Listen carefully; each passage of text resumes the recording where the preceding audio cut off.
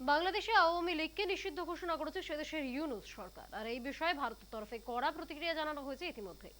এবার এই প্রসঙ্গে বিজেপি নেতা দিলীপ ঘোষ বলেন, এটা নতুন কিছু নয়। অতীতে বাংলাদেশের সেনা প্রধান খুন হয়েছেন, অভ্যুত্থান হয়েছে।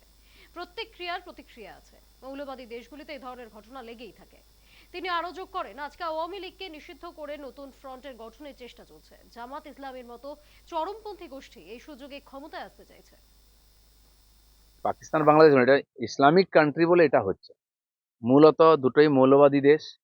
আর তার জন্য যেখানে আমরা ইতিহাস থেকে দেখে আসছি, মুঘল আমল থেকে পাঠান আমল থেকে মুসলিমদের যে ইতিহাস, সেটাই দৌড়াচ্ছে। আজ গণতন্ত্রের নামে হচ্ছে, গণতন্ত্র আছে কোথায়? প্রধানমন্ত্রী হওয়ার কথা ইমরানের, হয়ে গেল অন্য কেউ। তো তার প্রতিক্রিয়া হবে না? এখানেও তাই হয়েছে, নির্বাচিত সরকারকে উল্টে ফেলে দেওয়া হয়েছে। আর তারপরে কোথায় চলছে?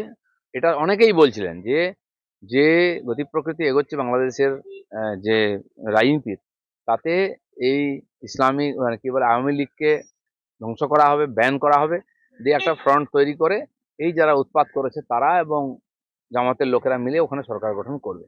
মনে হচ্ছে গতি প্রকৃতি ওদিকেই যাচ্ছে। এখন এর সুযোগে যারা বিশ্বে দাদাগিরি করে তারা হাত লাগাবার সুযোগ পাবে।